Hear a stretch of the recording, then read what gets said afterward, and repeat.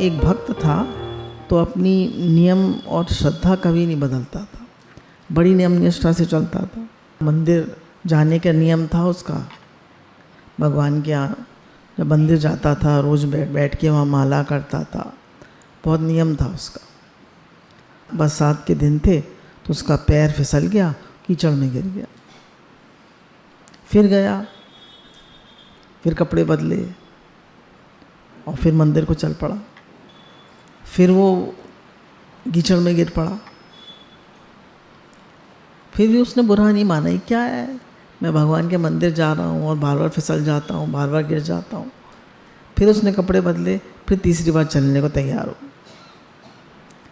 जब तीसरी बार चलने को तैयार हो गया तो एक व्यक्ति चिराग लेकर आया और उसको राह दिखाते हुए, सुबह का टाइम था, ले गया मंदिर तक। उसने कहा तुम भी आओ मंदिर। तो उसने कहा नहीं, मैं नहीं आ सकता। क्यों? बोला मैं काल हूँ। उसने हैरान होकर उसको देखा। तो उसने कहा जब पहली बार तुम गिरे तो मैंने ही तुम्हें गिराया था, पर तुम रुके नहीं। तुमने उसी समय कहा कि नहीं मैं फिर वापस आऊँगा। तुम घर वापस गए, तुमने कपड़े बदले और फिर आ गए, तो तुम्हारे सारे पाप नष्ट हो गए। मतलब ये दृष्टांत है, तुम्हारे सारे पाप नष्ट हो गए। फिर जब तुम दोबारा आए तो मैंने तुम्हें फिर गिरा दिया। कुछ भी होता है तो भगवान की मर्ज़ी से होता है। हम कहते हैं ना ऐसा हो गया, अचानक हो गया। अचानक कुछ नहीं होता। तो हम कहते हैं तुमने कर दिया, उसने कर दिया, ये हो गया, वो हो गया। हम दूसरों को ब्लेम करते हैं। बोले दोबारा तुम आए तब तुम फिर गिर गए, तो वो मैंने ही गिराया था। तो जब तुम दोबारा कपड़े बदल कर आए तो तुम्हारे सारे घर के पाप माफ़ हो गए। देखिए दृष्टांत है, समझने की बात। अब जब तुम दोबारा तैयार होकर मंदिर जाने के लिए आ गए तो मैंने सोचा ऐसा ना हो पूरे गांव के ही पाप माफ़ हो जाए, तो इसलिए मैं तुम्हारे साथ तुम्हें रास्ता दिखाने आ गया। तो इस छोटे से दृष्टांत की सीख क्या है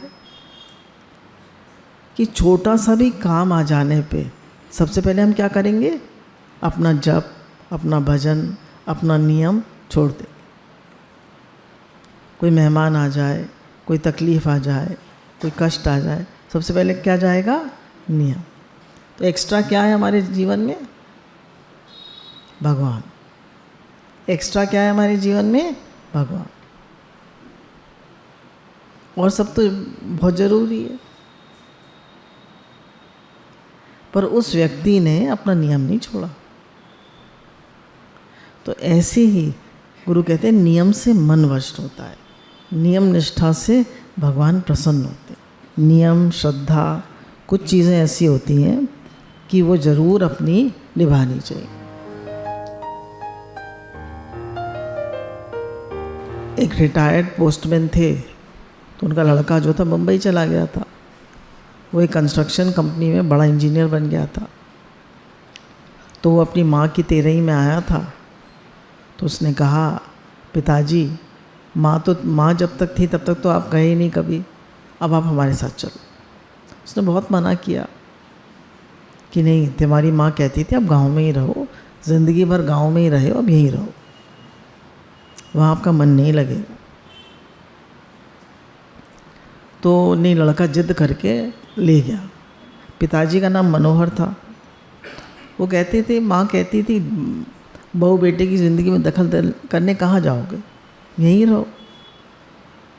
तो अब जैसे ही वो आए तो उसने कहा, पिताजी ने चाय वाय पी, नाश्ता किया। बोला पिताजी चलो मैं आपको घर दिखा दूँ। घर दिखाने ले गया। बोला बाबूजी ये हमारी लॉबी है, यहाँ सब लोग जो आते हैं बैठते हैं, हम लोग भी यहाँ बैठते हैं उठते हैं। ये हमारा डाइनिंग रूम है, ये खाने का कमरा है, और ये हमारे बच्चों का कमरा है। तो उन्होंने कहा बच्चे अलग रहते हैं माता पिता से? बोले हाँ, आजकल का ज़माना ऐसे ही है, बचपन से ही बच्चों को अलग कर दिया जाता है। बस दूध पिलाने माँ आ जाती है, बाकी तो आया ही देखती है बच्चों। और फिर ये तो मुंबई शहर है, यहाँ सब व्यस्त है। और उन्होंने कहा ये हमारा कमरा है, ये कोई जानवर वगैरह पाले, ये कुत्ते का कमरा है, ये गेस्ट रूम है। फिर ऊपर छत पे ले गया, एक टीन शेड सा बना हुआ था। बोले ये कबाड़ा रखने की जगह है और हर दिवाली पे इसकी सफाई हो जाती है। जो उसके पिताजी थे उन्होंने देखा कि वहीं पर उस कबाड़ खाने में एक फोल्डिंग पलंग बिछा हुआ था, उस पर बिस्तर लगा हुआ था और उसी पे उनका थैला रखा हुआ था। वो लड़का बिना कुछ कहे भाग गया नीचे। पिताजी देखते रह गए। बोले अजीब दुनिया है, अजीब घर है, कुत्तों के लिए भी कमरा है, अतिथि लोगों के लिए भी कमरा है और माता पिता के लिए। बोले पत्नी ठीक कहा करती थी, पत्नी ठीक कहा करती थी कि तुम कहाँ जाओगे उनकी ज़िंदगी में दखल देने।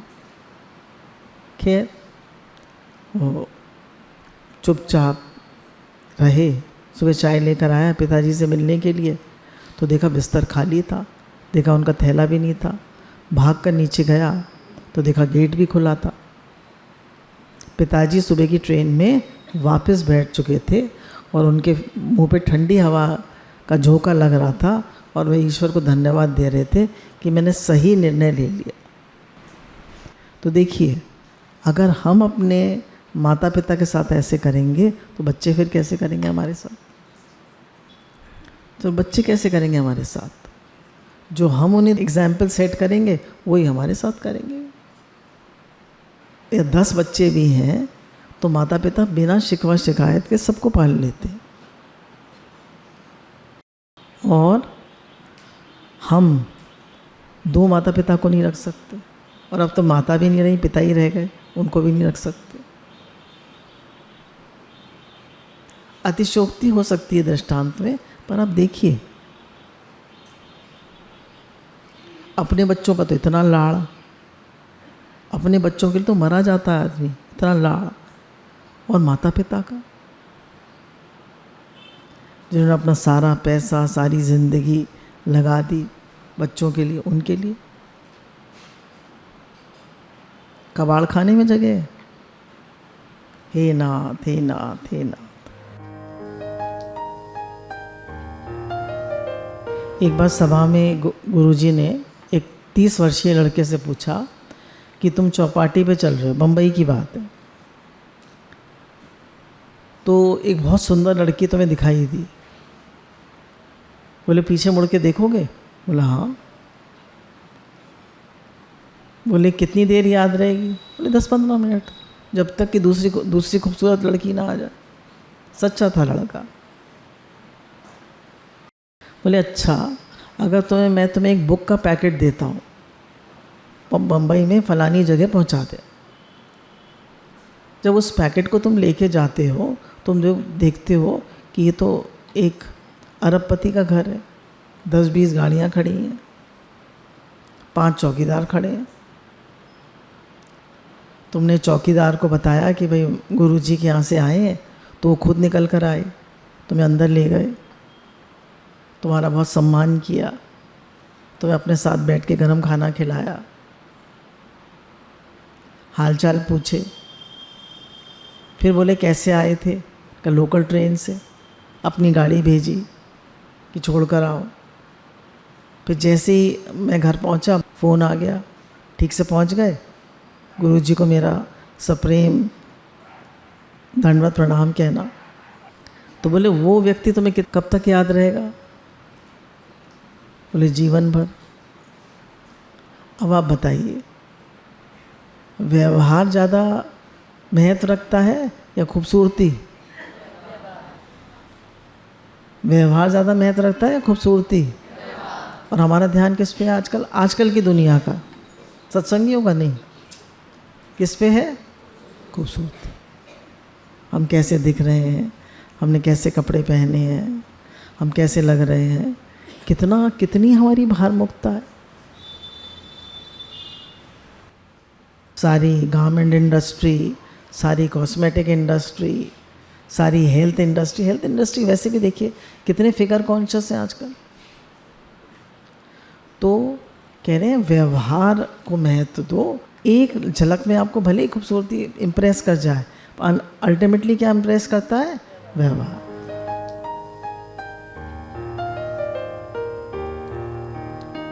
स्टेशन पे ट्रेन रुकी और 4-5 सामान विक्रेता एकदम ट्रेन में घुस गए। एक मोहिनी एक बैठी हुई थी, तो उनको बड़ी ज़ोर से प्यास लगी थी। तो एक 8-10 साल का लड़का, 10-12 साल का लड़का था। उन्होंने उससे कहा एक बिस्लेरी की बोतल दे दे। तो बाल्टी में ठंडा पानी था, उसमें बिस्लेरी की बोतल रखी थी। उसने जैसी बोतल ली, उन्होंने कहा ये तो नकली है। तो उसने कहा यहाँ यही चलती है। बोला आपको असली चाहिए तो सामने स्टॉल पे मिलेगी। बोला ट्रेन चल जाएगी, मैं तो चढ़ के भाग के चढ़ भी नहीं पाऊँगी, तू ले आ मेरे लिए। तो उन्होंने देखा उनके पास खेरेज तो थी नहीं। उन्होंने कहा 10 रुपये दूंगी तो बोतल ले आ मेरे लिए। बस खेरेज तो थी नहीं, ना बोतल के पैसे थे ना खेरेज थी। 500 रुपये का नोट था। क्या करती, प्यास बहुत ज़ोर से लगी थी, 500 रुपये दे दिए उसको। इतनी देर में ट्रेन चल दी, पूरी रफ्तार पकड़ ली ट्रेन ने। अब क्या करें हो, अब उनका मन चलने लगा। एक तो मुझे इतनी ज़ोर से प्यास लग रही थी और 500 रुपये भी ले गया, और अब मैं क्या करूं। अब देखिए कितना मन चलता है 500 रुपये के लिए, और अपने ऊपर हम कितना खर्च कर देते हैं, अपने बच्चों के लिए। और अगर वो गरीब आदमी 500 रुपये ले भी गया तो अच्छा है, क्या हो गया। पर देखिए हमारी मानसिकता। खैर वो लोग भी कहने लगे बाहर बैठे हुए, अब तो वो गया, अब तो आज का दिन उसका बन गया, अब वो नहीं आएगा वापस। ये सब चोर होते हैं। खैर आधे घंटे बाद वो बच्चा भागता दौड़ता हाफता दूसरे स्टेशन पे आया। मैंने कहा कहाँ रह गया था तू, मुझे इतनी ज़ोर से प्यास लग रही थी। खैर उसने बोतल दी, उन्होंने पानी पिया। जब 2-3 घूंट पानी पिया, उनकी प्यास बुझ गई। तब उन्होंने बच्चे की तरफ ऊपर से नीचे तक देखा। उसकी पैंट फटी हुई थी, पैर में से खून निकल रहा था। क्या हो गया तुझे? बोला ना तो मुझे आपका कोच का नंबर पता था, ना मुझे आपकी सीट का नंबर पता था। मैं तो आपको खोजते खोजते परेशान हो गया। ट्रेन पकड़ने के लिए पहले स्टेशन पे मैं गिर गया, मेरी पैंट भी फट गई। तो उनको बुरा लगा, और उस बच्चे ने पूरे 480 रुपये उन्हें वापस कर दिए। 20 रुपये बोतल के और 10 रुपये उसके कमीशन के। 10 रुपये उसने लिए ही नहीं। तो उन्होंने कहा 10 रुपये तो अपने ले ले। बोला नहीं मुझे नहीं चाहिए। जो उसके खून निकल रहा था, उसने जो ठंडे पानी की वो था पानी, उसमें हाथ डाला और अपने उस पर घाव पे लगा लिया। उन्होंने कहा इससे इन्फेक्शन हो जाएगा। तो उन्हें एक बैंडेड निकाला, उसके घुटने पे लगा दी।